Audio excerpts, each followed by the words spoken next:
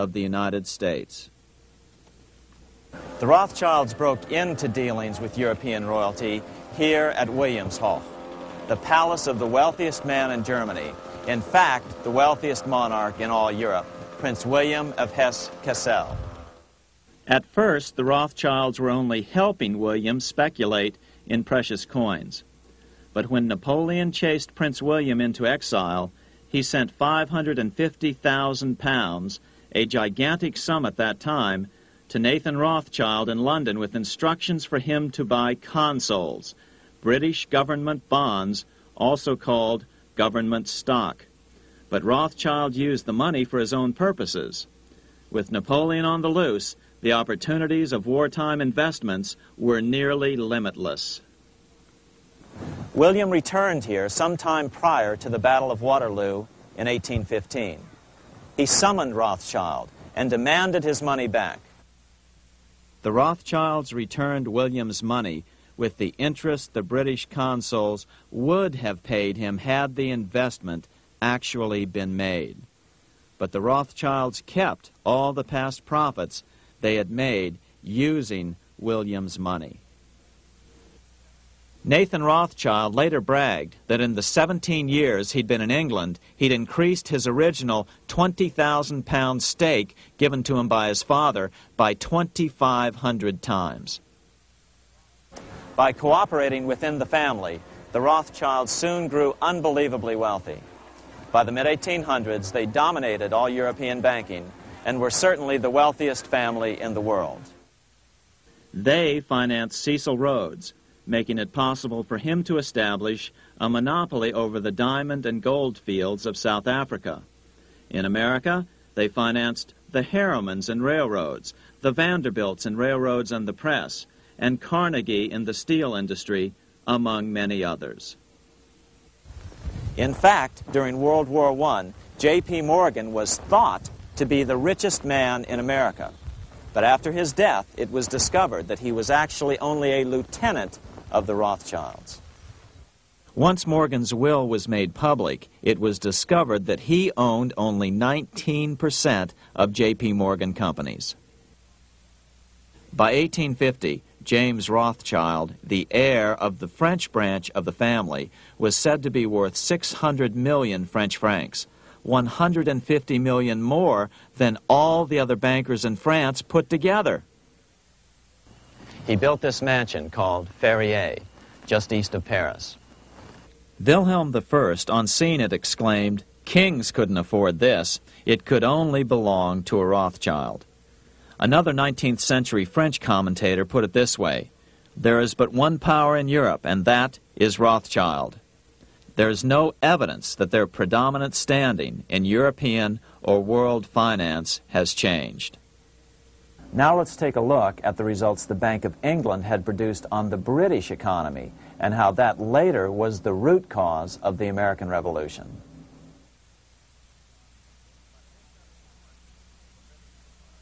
By the mid-1700s, the British Empire was nearing its height of power around the world.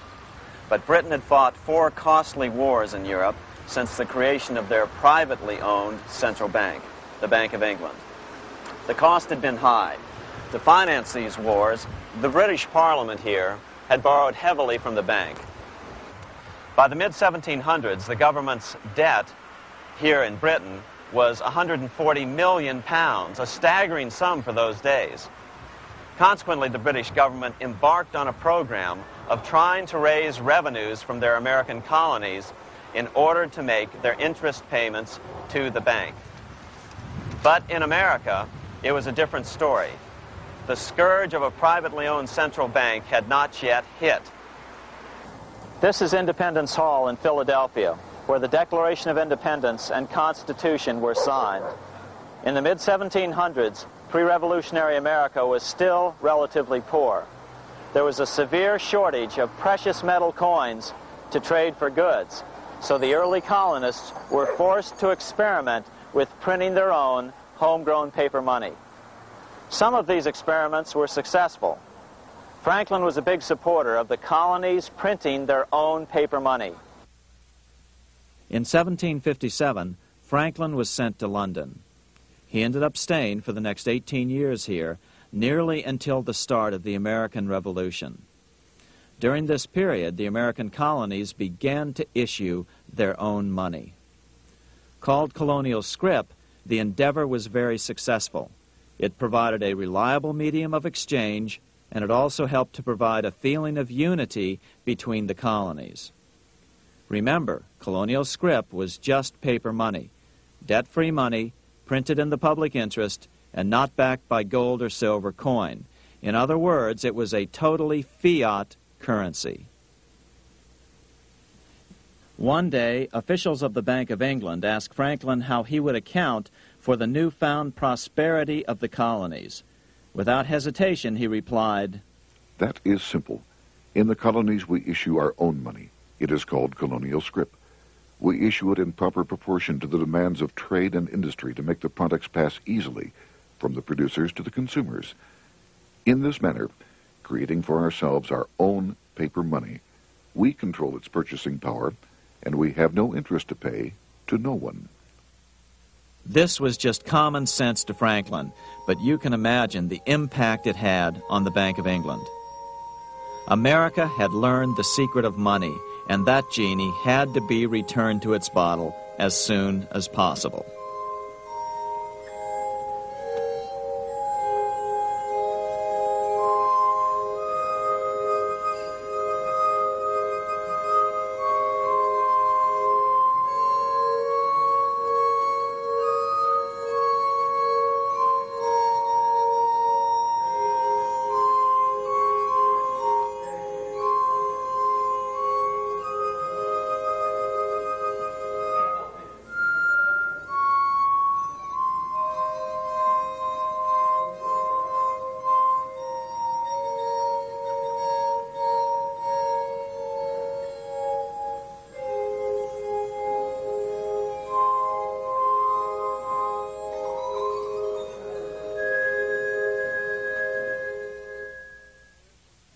As a result, Parliament hurriedly passed the Currency Act of 1764.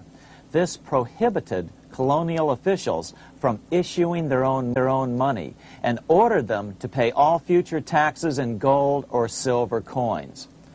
In other words, it forced the colonies on a gold or silver standard.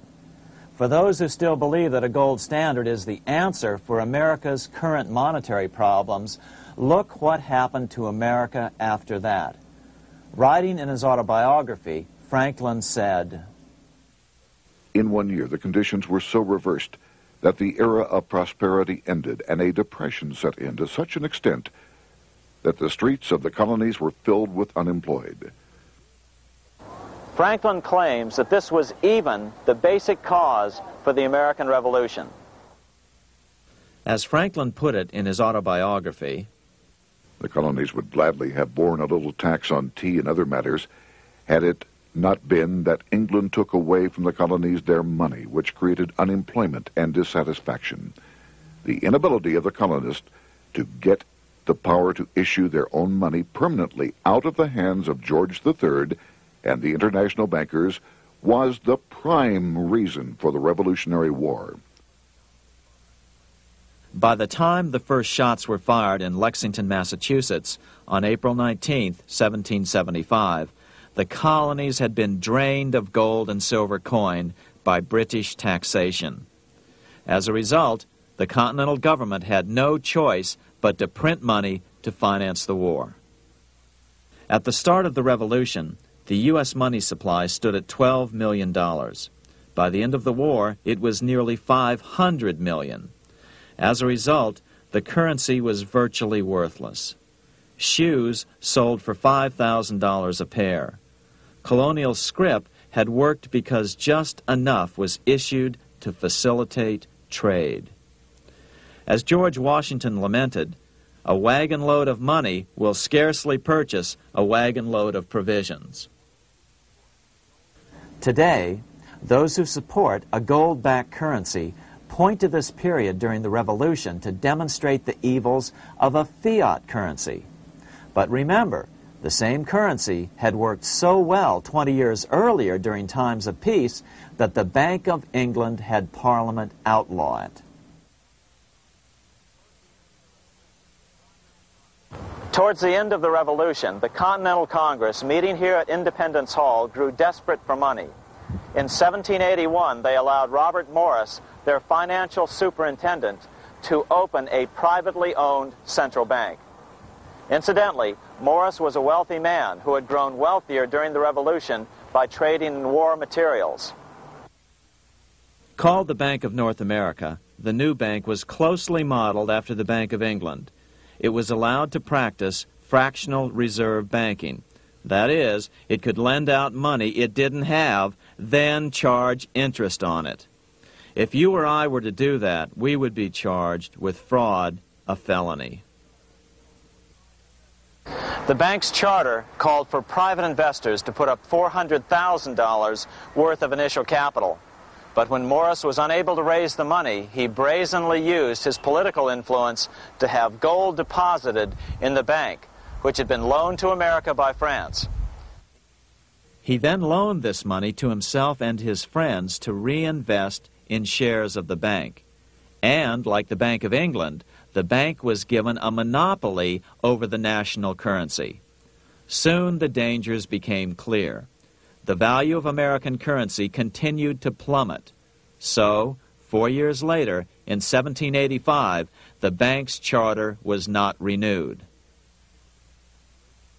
The leader of the effort to kill the bank, William Findley of Pennsylvania, explained the problem this way, quote, "This institution, having no principle but that of avarice, will never be varied in its object, to engross all the wealth, power, and influence of the state."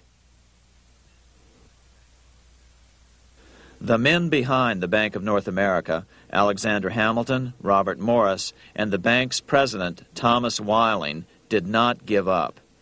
Only 6 years later, Hamilton, then Secretary of the Treasury, and his mentor, Morris, rammed a new privately owned central bank through the new Congress.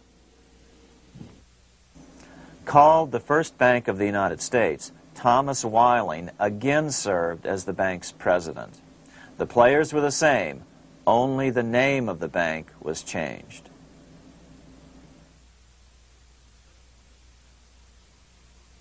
In 1787, colonial leaders assembled in Philadelphia to replace the ailing Articles of Confederation. As we saw earlier, both Thomas Jefferson and James Madison were unalterably opposed to a privately owned central bank. They had seen the problems caused by the Bank of England. They wanted nothing of it. As Jefferson later put it, "If the American people ever allow private banks to control the issue of their currency, first by inflation, then by deflation, the banks and the corporations which grow up around them will deprive the people of all property until their children wake up homeless on the continent their fathers conquered." during the debate over the future monetary system, another one of the founding fathers, Gouverneur Morris, castigated the motivations of the owners of the Bank of North America. Gouverneur Morris headed the committee that wrote the final draft of the Constitution. Morris knew the motivations of the bank well. Along with his old boss, Robert Morris, Gouverneur Morris and Alexander Hamilton were the ones who had presented the original plan for the Bank of North America to the Continental Congress in the last year of the Revolution. In a letter he wrote to James Madison on July 2nd, 1787, Gouverneur Morris revealed what was really going on. "The rich will strive to establish their dominion and enslave the rest. They always did. They always will. They will have the same effect here as elsewhere if we do not, by the power of government, keep them in their proper spheres." Despite the defection of Gouverneur Morris from the ranks of the bank, Hamilton, Robert Morris, Thomas Weiling, and their European backers were not about to give up. They convinced the bulk of the delegates to the Constitutional Convention to not give Congress the power to issue paper money. Most of the delegates were still reeling from the wild inflation of the paper currency during the Revolution.